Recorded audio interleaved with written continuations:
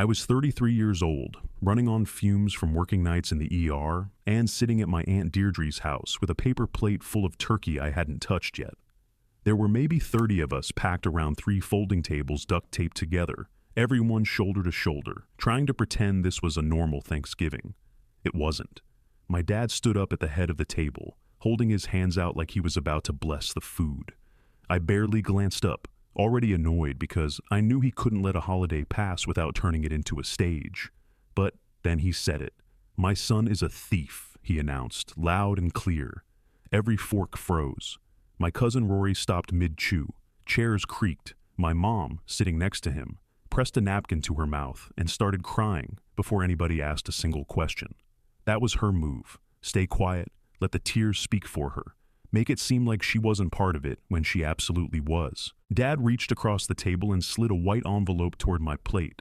Didn't even look at me. "You stole from your grandfather, from Eldridge, and you're gonna answer for it." I picked up the envelope and opened it without saying a word. Inside was paperwork meant to look official, with my full name printed across the top, Joshua Hale, but it took all of 2 seconds to see it was just that. Meant to look official. No seal, no docket number, nothing real about it, just cheap print on thin paper. Quick note, before listening, share which city or country you're watching from. And let's continue. I looked around the table. Deirdre was frozen, staring at me like I was a stranger. My Uncle Lowell looked down at his plate like it might give him an escape route. Rory muttered something I couldn't catch, and Beck, my younger brother, stared at Dad like he'd grown a second head. What none of them knew, what no one in that room besides me knew, was that months earlier I'd hired a forensic accountant. I already had a thick folder of bank records, account transfers, and a will that didn't match the one Dad submitted to probate.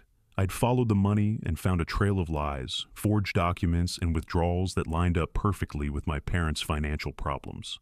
I wasn't scared, I was calm, angry, but calm in the way you get when you stop hoping someone's going to do right by you and start preparing to fight. I looked across the table at Dad. Behind the sweet potatoes and store-bought rolls, he was already playing the victim, acting like some wounded father forced to call out his criminal son. Under my chair, my hand rested on a thick envelope of my own, sealed, labeled, full of everything he didn't think I'd have. He'd walked into Thanksgiving thinking I was still the kid he could guilt into silence. He picked the wrong son to put on trial today. But to understand how we ended up at that table, you have to go back to the day we buried Eldridge. Earlier that year, when Eldridge died, I drove a couple of hours back to the county where I grew up and stood outside a little funeral home on a 2-lane road with potholes and patchy grass where the lawn should have been. The sign out front still said Tuesday viewing for Joyce Maynard, like they hadn't gotten around to updating it for my grandfather yet. That told me what I needed to know about how much they were rushing this along. Inside, the lighting was dim and yellow, and the air smelled like carpet cleaner and stale flower water. The casket was closed, just a picture of Eldridge up front. One from maybe 10 years back, him holding a cat I didn't recognize. I stood there in a cheap black button-down, watching people I barely remembered from childhood walk past and pat my shoulder like I was a stranger. Eldridge practically raised me on weekends and summers. He taught me to read at the kitchen table, using old seed catalogs and his handwritten grocery lists. We used to go out to Lake Larkspur with bologna sandwiches and a cracked tackle box that rattled when you opened it.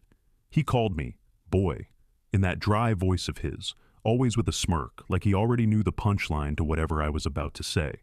But in the last few years, he just vanished. No calls, no letters, no birthday cards. I left voicemails that went unanswered, sent him Christmas cards that never came back. At first I thought maybe he was slipping. Dementia, maybe. Or maybe he was mad about something and just didn't want to say it.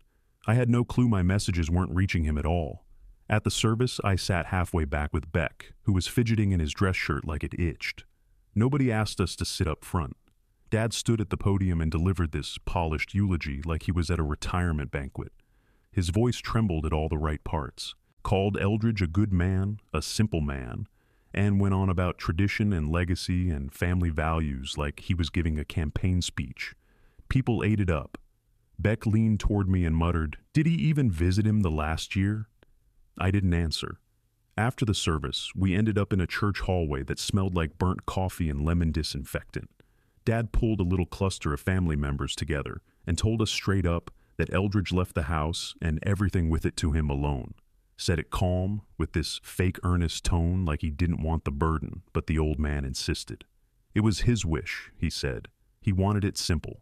People nodded like they'd expected it. I nodded too, but even then something about it felt too clean, too rehearsed. That wasn't the first time Dad presented something awful as if it were inevitable. I remembered how it started, back when I was in my early 20s, still green in the ER, pulling double shifts, eating fast food in a shared apartment with barely enough to cover my student loans. Dad called one night and said, "Come home this weekend. Just a quick talk." I walked into their kitchen and they already had papers on the table. Mortgage documents, thick and complicated. Mom had red around her eyes like she'd been crying for hours. They said the bank was on their back and they just needed a co-signer for a little while. Just to get through a rough patch, Dad said. "You won't be on the hook, just a signature, nothing more." Mom leaned in and said, "We'd do it for you, honey. Families help each other, right?" Then came the tears. I didn't want to sign, I really didn't.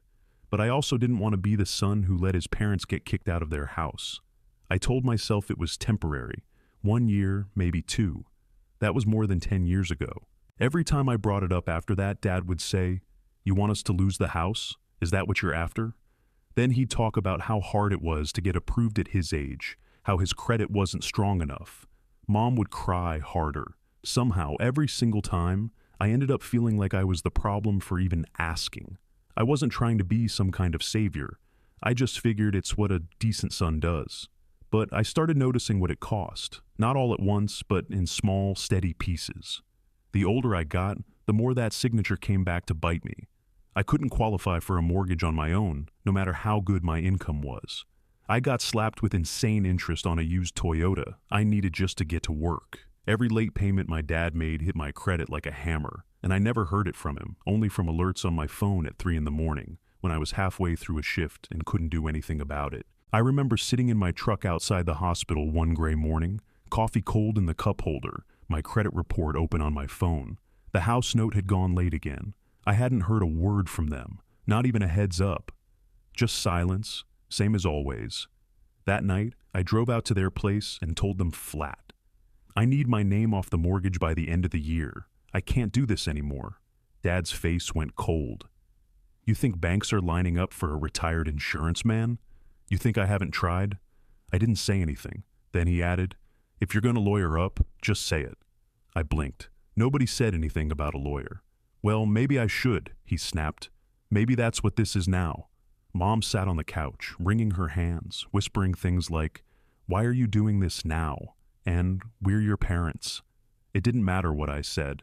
By the time I pulled out of their driveway, I already had the feeling this wasn't going to stay between the three of us. I was right. Within days, texts started coming in from cousins I hadn't spoken to in months. Calls from Deirdre, awkward voicemails from people who never usually reached out. The story was spreading, and it was twisted. They were saying I was threatening to take my parents' house, that I'd turned cold on them after all they'd done for me. Some said I was trying to force them to sell. That part hit me hard because it was so specific, like it had been rehearsed. Later, Deirdre showed me her call log for that week. Mom had rung nearly a dozen people before I even got home that night. It wasn't a misunderstanding. It was a campaign. Then came the whispers about Eldridge, that I had been over there with a backpack a few days before he passed, that some cash had gone missing. I didn't even know where that came from until I heard someone say, "Well, your mom told me in confidence," and that's when I knew it was them.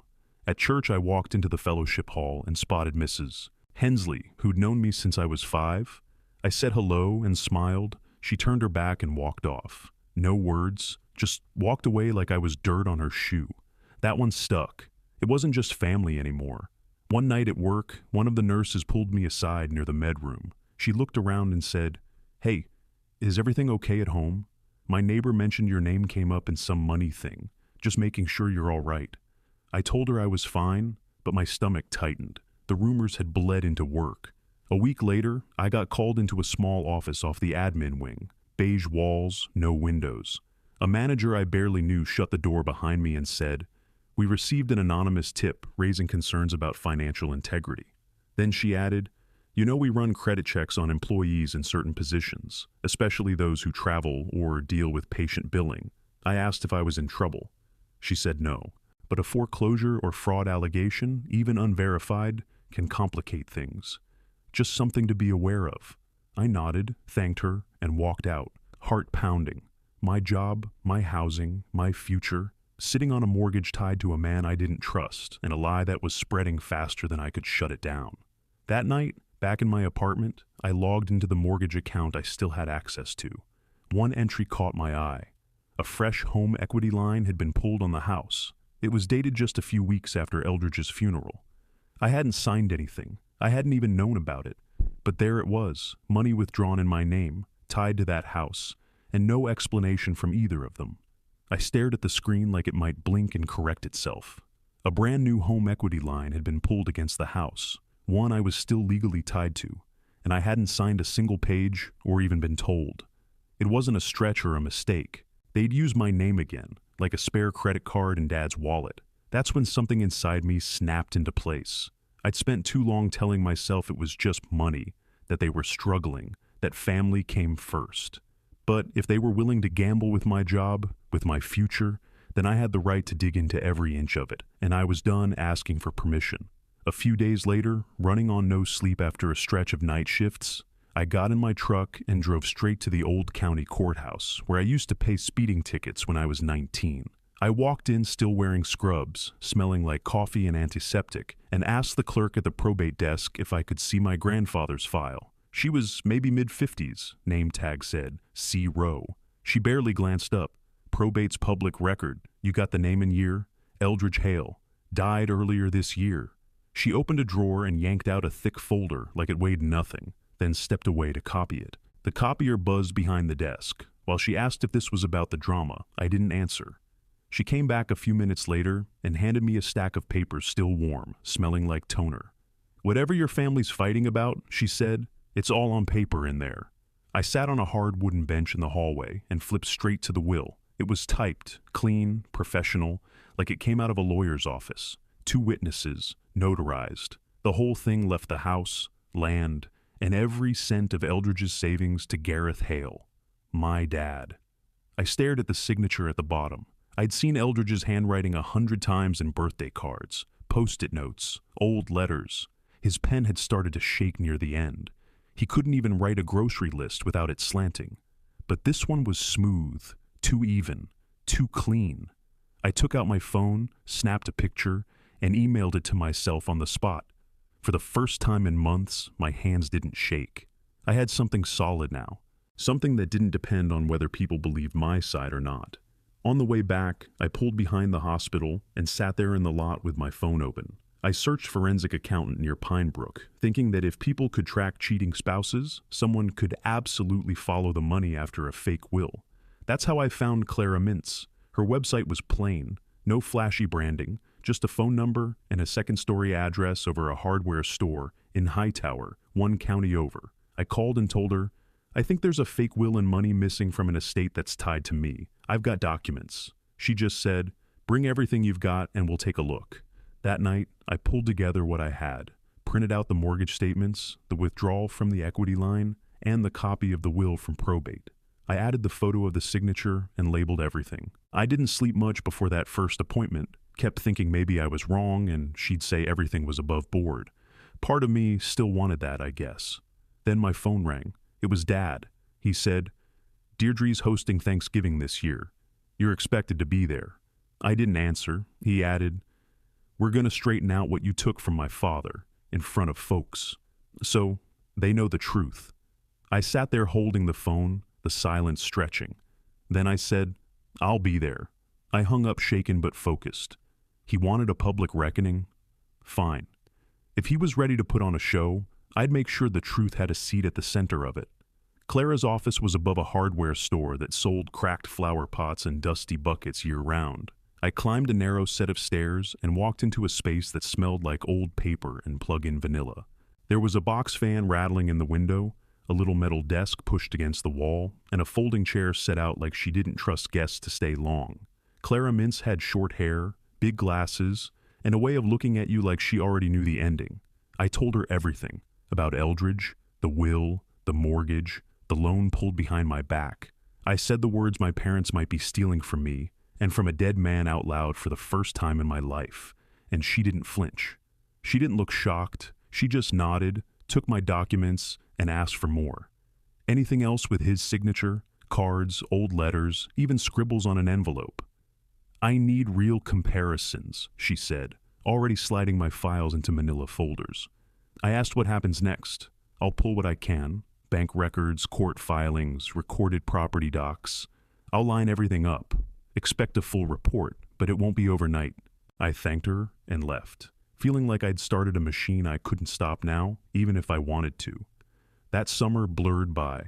I picked up back-to-back night shifts, tried to stay off Facebook, and kept quiet in the back row at church. My credit hung in limbo, and nobody in my family said a word to me directly, but I could feel the tension building under every silence. Then one afternoon in early October, Clara called. I drove straight over. She was standing at her desk with a bound report in her hand and a pen tucked behind her ear. "Let's go through this together," she said. She flipped open the first page. Bank statements, equipment sales, old account transfers. "This money here," she said, tapping a highlighted line, "used to belong to Eldridge. It went into an account under your father's name 2 weeks after a deposit from a farm equipment sale. Then it's moved again. Credit card payoff, home repair charges, a large withdrawal to cash." Page after page, she traced how the money disappeared. Then she showed me signature samples, tax forms, an old truck title, credit cards Eldridge signed back in the day. She pointed to the probate will. "This one doesn't match," she said plainly. "It's too uniform. Clean lines. Someone tried to mimic his hand but didn't get the tremors right. In my opinion, that is not his handwriting." She paused to explain that her findings were a professional opinion. If you go to court, another expert may need to confirm it under oath, but this will hold weight. Then she turned the page again. "One more thing. I found a line of credit in Eldridge's name, opened before he died.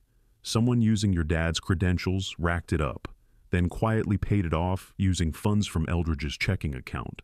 I didn't say anything, just sat there staring at the page, because this didn't start when Grandpa got sick. This started years before that.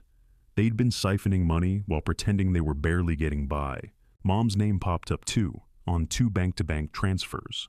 Clara asked if I wanted a signed report. "If I sign and hand this over, you can't unknow it," she said. "It becomes real. Can't play dumb if things go legal." "Sign it," I told her. "I've been pretending long enough." Later that night, I dug out a busted file box from my hall closet. Inside was an old address book of Eldridge's. In the back, under S, I found a number for Aunt Sylvie, his older sister. She hadn't shown her face at a family event in over 10 years, ever since some blowout with my dad no one would explain. I called her, expecting the line to go dead, but she answered, quiet, dry voice. "No, hello, just... Who is this?" I said my name and told her I had some questions about Eldridge and the will. She was silent for a long beat. Then she said, "He told me this might happen. Said one day his oldest grandson might come asking. You sound like him."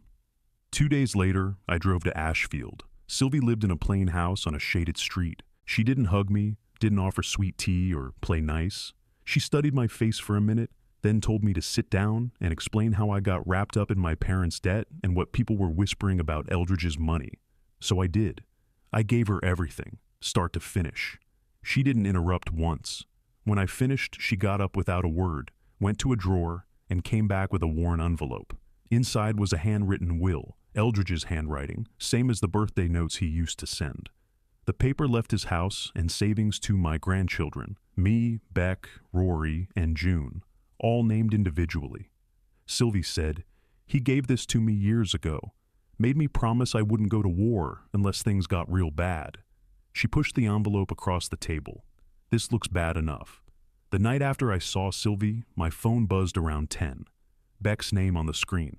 I stepped out onto the apartment balcony, the whole street quiet except for one barking dog down the block. His voice was low when I picked up, like he didn't want to wake someone or maybe didn't want anyone to hear. "I've been sitting on something," he said. "I can't carry it into Thanksgiving."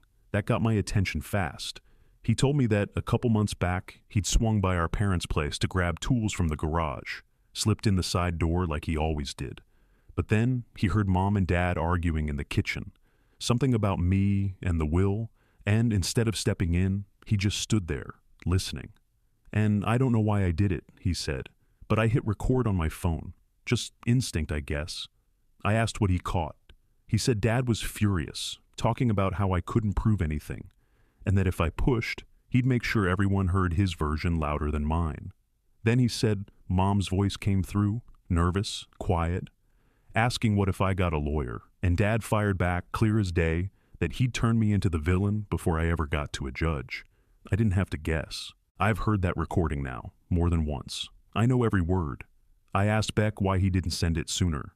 He hesitated. "You remember a few years back when Dad tried to get me to co-sign that personal loan?" "I did." He'd called me raging when Beck said no.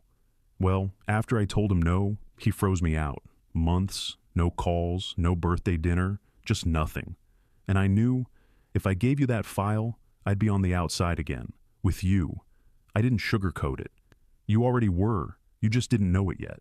He was quiet. Then he said, "I felt like I was betraying them either way." I told him flat, sharing that recording's the first real thing anybody but me has done to stop this. I don't care how long it took. You did the right thing. The next morning, I took Clara's report. The photo of the forged signature, the handwritten will Sylvie gave me, and Beck's audio file. I drove an hour into the city to meet with an estate attorney named Victor Langford. His office was plain, gray carpet, mismatched chairs, not much on the walls. He had calm energy, the kind of guy who waited a beat before speaking and read each page twice. I handed him the stack. "This is everything I've got." Victor took his time, flipping through the report, the signature samples, the money trail. He underlined names, marked pages with sticky flags, and didn't say much until he was done. Then he looked up and said, "This isn't just messy paperwork. It's fraud. That will's forged. The funds were misused. If this gets in front of the right judge or prosecutor, it could open the door to both civil and criminal charges." I sat still.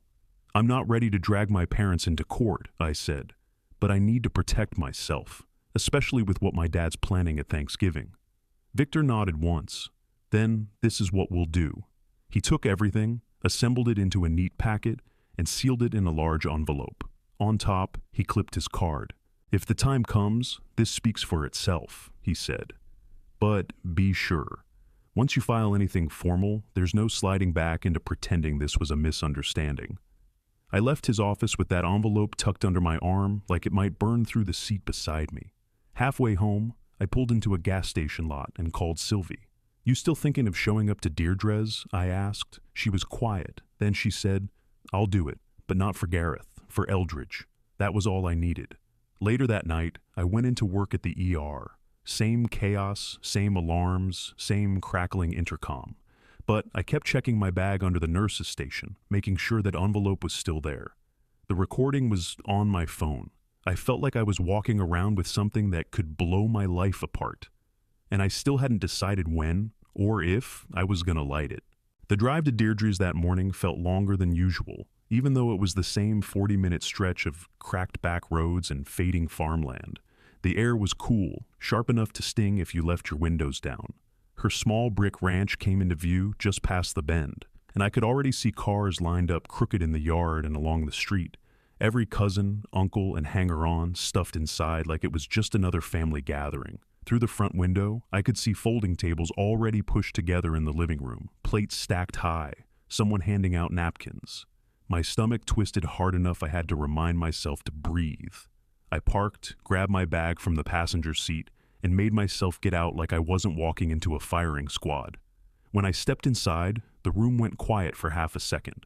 Conversations dipped, then started back up like nothing happened.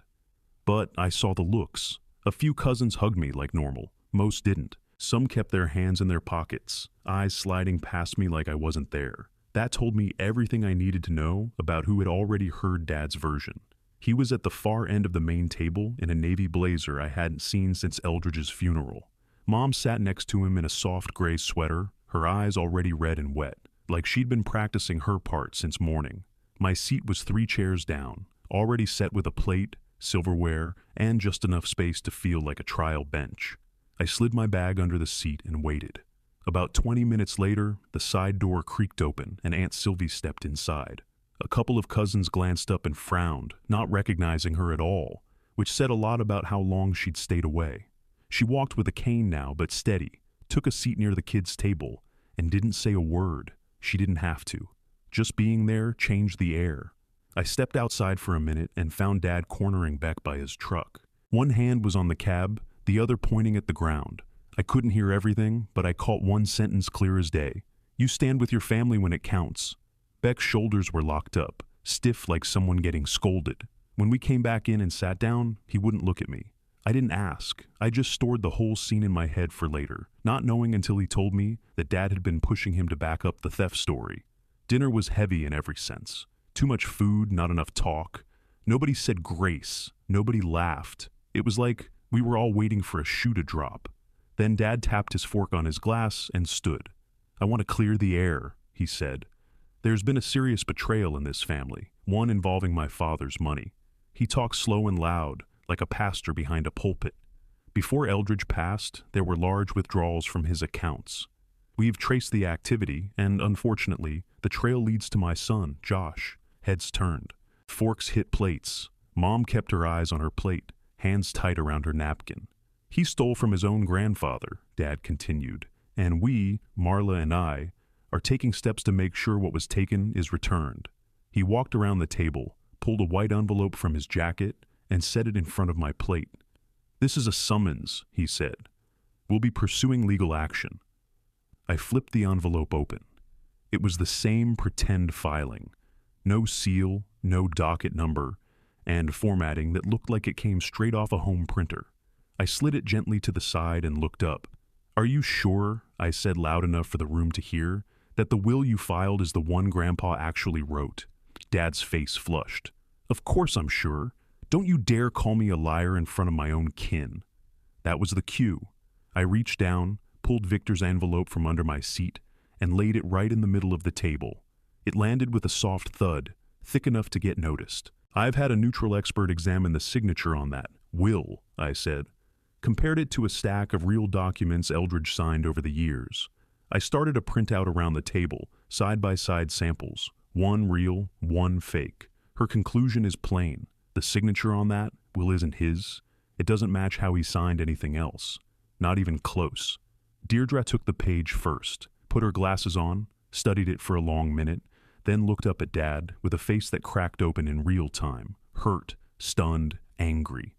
Dad started shouting, "You paid someone to fake that! You think I don't know how this game works? This is a stunt." I didn't shout back, just said, "Her name's Clara Mintz. Her contact info's at the bottom of the page. Anybody here can call her themselves." Then I pulled out the handwritten will from Sylvie's envelope, held it up so everyone could see. "This is the one Eldridge gave to Aunt Sylvie. He left everything to his grandkids, me, Beck, Rory, and June, all of us listed by name.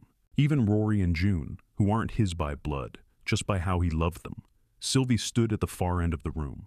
"He gave me that will because he didn't trust Gareth," she said. "And I didn't bring it forward because I thought maybe this family could handle itself. But I was wrong." She stared straight at Dad. "You started screening his calls. You brought his mail back in torn. You told him Josh didn't care about him anymore." The room dropped into silence. I could hear the football game on mute in the other room. Everyone was looking between us like they'd walked into a play halfway through and finally caught the turn. I laid out Clara's findings in plain language. How the money moved, how house repairs got done, how cash landed in an account with Mom's name on it, and how one chunk of it was withdrawn in bills no one could trace. Dad jumped in again. "Eldridge told me I could use it however I wanted. That was his wish." "Then why didn't you tell the rest of us?" I asked. "Why lie about the will?" He didn't answer. That's when Beck stood up. He pulled out his phone, hands shaking slightly. "I heard them talking," he said, "in the kitchen. About keeping Josh from getting a lawyer. About spinning the story first." He tapped his screen, set the phone on the table, pressed play. Dad's voice came through, muffled but unmistakable. "He can't prove anything. I'll just get louder. People will believe me first." Then Mom's voice. "What if he finds a lawyer?" And Dad, again. "Then we make him the villain." I've heard that clip enough to recite it in my sleep, but watching my dad hear his own voice echo across that table was something else entirely. First time I ever saw him truly shut up. Amos, one of Dad's cousins, leaned forward and asked carefully, "Is all this real?" Dad didn't answer, just stared. His mouth opened, then closed again. No words. And that's when I knew. Whatever happens in court later didn't matter, because right there, at that folding table full of green bean casserole and half-truths, my father just lost the only jury he ever really cared about. Dessert never really happened. The pies stayed boxed on the counter, and people drifted out in quiet waves like they were leaving a funeral. A few cousins patted my shoulder on the way. One uncle clapped Beck on the back and told him, "Took guts, son." No one stopped to shake my dad's hand. Rory caught up with me on the porch. He lit a cigarette and didn't offer one, which I appreciated. "If all that in your folder's real," he said, "then me and June and Beck got just as much reason to be angry. That money wasn't supposed to disappear. It was supposed to help all of us." Inside, I saw June talking to Sylvie in the corner. When she came over, she didn't waste time. "Can I get copies of everything?" she asked. "Clara's report, the will, all of it." "I'll have Victor email it to you," I told her. "Talk to your own lawyer." Amos found me near the driveway, looking like he'd aged 10 years in an hour. "If those documents hold up," he said slowly, "then I've been backing the wrong man this whole time. Every phone call since the funeral, I defended your dad, told folks you were emotional and confused." He paused, then added, "He called me last week, asked how hard it was to scare someone with legal paperwork. I didn't say anything. He looked ashamed enough without help." By the end of the week, Rory and June had hired their own attorney and filed paperwork to reopen Eldridge's estate. Their claim cited both the forged signature and the earlier handwritten will that Sylvie kept in her drawer all those years. Victor drafted and mailed a formal letter to my parents. He listed out the equity line, the forged document, the co-signed loan I never consented to. He demanded they refinance and remove my name from the mortgage, and he copied the bank too, so it wouldn't stay a family argument. The HR call came a few days later, same manager as last time. She kept her voice neutral. "Just letting you know we closed the file. The anonymous complaint about employee theft didn't go anywhere. We didn't find anything worth escalating." Then she paused and added, "The tip came from a relative. He identified himself. I didn't ask who. I didn't need to." That same week, I got an email from the bank confirming the refinance file had been opened, and my name would come off the loan once it closed. It wasn't done yet, but it was finally moving in writing, not in promises. Several weeks later, another email came through. The refinance had closed. My name was off the house. I was in the break room at work, eating stale crackers from the vending machine when I saw it. I walked out to my truck, sat behind the wheel, and just let myself cry for a few minutes. Not out of relief exactly, just release.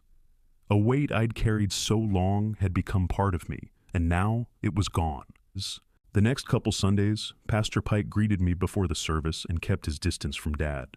No speeches, no gossip, just a quiet shift in where people sat and who they chose to linger with afterward. Mom and Dad stopped showing up to potlucks, didn't attend the Christmas planning committee. Deirdre told them she needed a break from hosting family dinners until things get sorted. Her voice was polite, but her meaning was crystal clear. A few weeks before Christmas, Aunt Sylvie called and told me to come by. No explanation, just said, "I've got something that belongs to you." When I showed up, she already had 2 mugs of coffee poured and a shoebox on her kitchen table. She sat down, slid the box toward me, and said, "He made me promise not to mail them. Said your father would toss them if he saw the envelopes." Inside were maybe a dozen letters, all addressed to me in Eldridge's shaky handwriting. Some were on notebook paper, some on the backs of old church bulletins. I picked one near the top and read part of it out loud. "I heard you're too busy for me, but I don't believe that," he'd written. "If you haven't called, it's because someone told you not to." Another one talked about leaving what I've built to his grandkids so we don't have to carry as heavy a load as we did. I sat there holding that page like it might snap in half. The bank statements hadn't hit me like this. The forged signature hadn't either. But this, knowing he hadn't forgotten me, hadn't shut down on his own, this hit hard. Sylvie didn't say much. She just let me read. In January, the probate judge approved the request to reopen Eldridge's estate. An independent handwriting expert testified in court that the signature on the typed "Will Dad filed" didn't match Eldridge's known writing style. Too smooth, too stable, inconsistent with the tremors he had the last year of his life. The court accepted it on record. After that, it moved in stages over the months that followed. The judge ordered the estate to be redistributed based on the older handwritten will. After legal fees and after Eldridge's place was sold, each of us, me, Beck, Rory, and June, got a decent chunk wired to our own accounts. Rory used his to replace a busted lift at his shop.